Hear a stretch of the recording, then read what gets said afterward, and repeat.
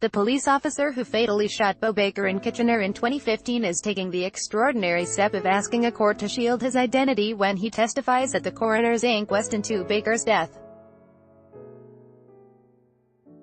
The unnamed Waterloo regional police officer says he is concerned for his safety and is asking not only for permission to use a pseudonym during the inquest, and for witnesses to be instructed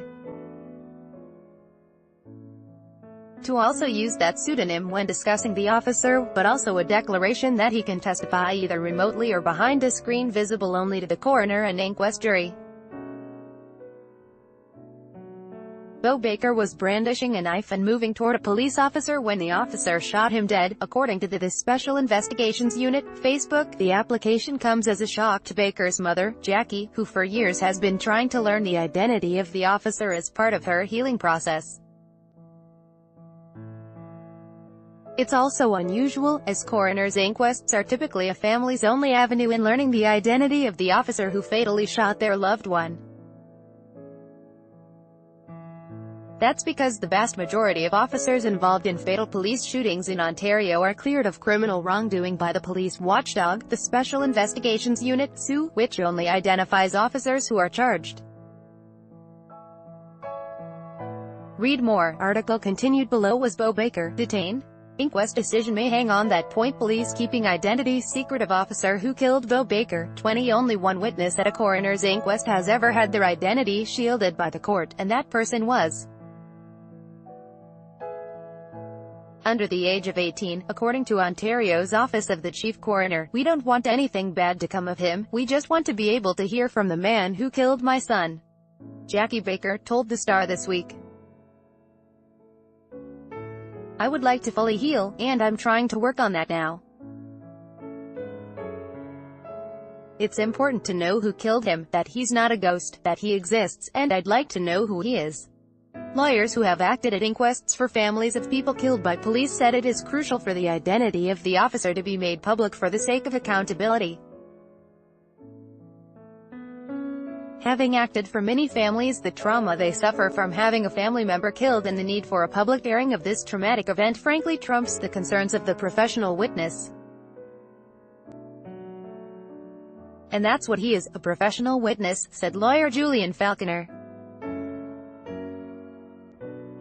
His profession provides him the power to take a life, and our system creates a process of accountability when one takes a life. Lawyer Roy Wellington, whose 15-year-old nephew Dwayne Christian was killed by Toronto police, echoed Jackie Baker's feelings.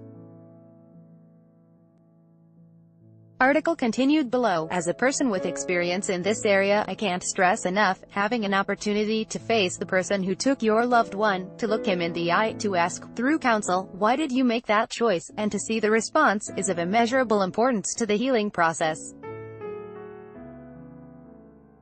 An inquest is the only practical venue for that to take place. The officer who shot Baker is concerned for his safety and that of his young family, according to an application filed in Superior Court in Kitchener. While the gender is not revealed in the application, the publicly available SU report makes clear the officer is male. The applicant was made aware there are credible reasons to believe the applicant's personal safety could be jeopardized in the event the applicant's identity was revealed to the public, according to an affidavit from a legal assistant for lawyer Lucas O'Hara, who is representing the officer. The applicant was made aware of the fact that certain Facebook social media posts have suggested violence, or even death, should be the form of retribution against police and specifically against the officer who shot Mr. Baker. The applicant is unable to simply ignore these threats to the applicant's personal safety and must take these threats at face value, believing that a certain segment of the applicant's community wishes to cause the applicant harm for the applicant's involvement in the death of Mr.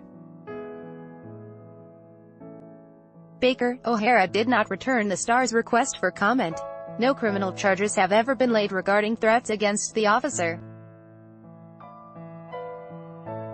He did not want to pursue charges because a criminal court case would reveal his identity, according to the affidavit. The applicant truly wishes this process were as simple as providing the applicant's identity to assist a grieving mother and wishes the applicant did not have to bring this application, says the affidavit. No date has been set for the coroner's inquest, which was first announced in 2016. A coroner had at first decided not to hold an inquest into Baker's death, finding he had technically not been in custody when he was shot, which would have meant an inquest was mandatory under the law. But following a Toronto Star story on that decision, the chief coroner decided to review the case and ultimately ordered an inquest. "I would say that it's a very close call," said lawyer and former SU director Howard Morton on the officer's request to remain anonymous. "Because on the one hand you don't want to see the officer or his or her family harmed or harassed, but there is a far greater risk that if the public view the inquest as not being transparent, because certain things are being kept from them, then rightly or wrongly that could affect the public's perception of the inquest process itself as being some sort of secret thing where all the evidence isn't being brought out, and I think that's the greater risk, even though I do see a risk for the officer and his family." Beau Baker, 20, had been suicidal and become dependent on alcohol in the last years of his life. The night of his death, he had made a number of alarming statements to a 911 operator, saying he wanted to kill himself and hurt others, including police and paramedics, according to the SU.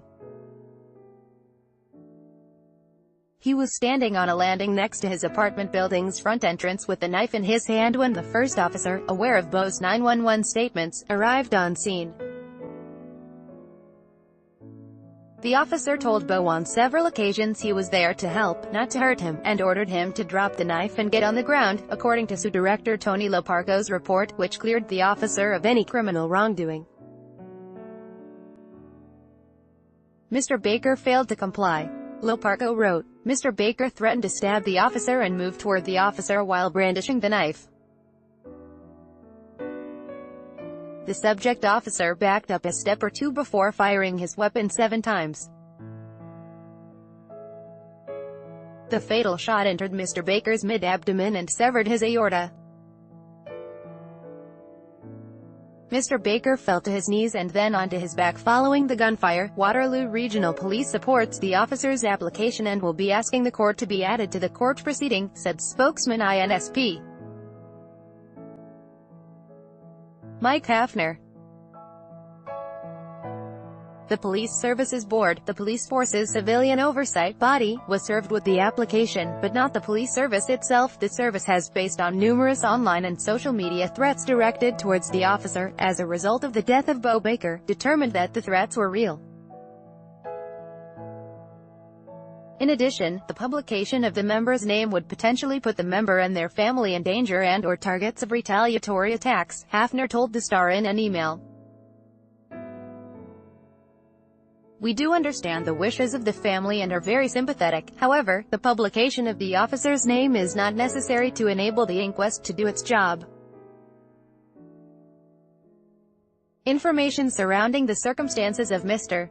Baker's death and the ability for the coroner's jury to make any recommendations can be accomplished without the name of the officer being made known."